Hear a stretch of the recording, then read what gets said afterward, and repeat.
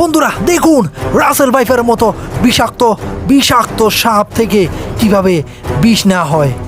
বন্ধুরা বিশেষ পদ্ধতি অবলম্বন করে তারা বিষাক্ত সাপ থেকে বিষ, মহামূল্যবান বিষ নেয়।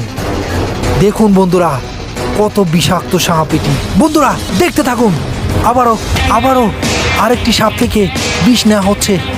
বন্ধুরা দেখুন তারা একসাথে কতগুলো সাপের বিষ নিয়ে থাকে। বন্ধুরা দেখুন দুজনে ধরেও পারছে না, সাপের শক্তি এত এত বেশি ভয়ঙ্কর। দেখুন দেখুন বন্ধুরা দেখুন, উফ কত ভয়ঙ্কর, কত ডেঞ্জারাস হতে পারে এই সাপের বিষ। বন্ধুরা দেখুন আরেকটি সাপ থেকে বন্ধুরা বিষ নেওয়া হচ্ছে। এভাবে তারা অনেকগুলো বিষাক্ত সাপ থেকে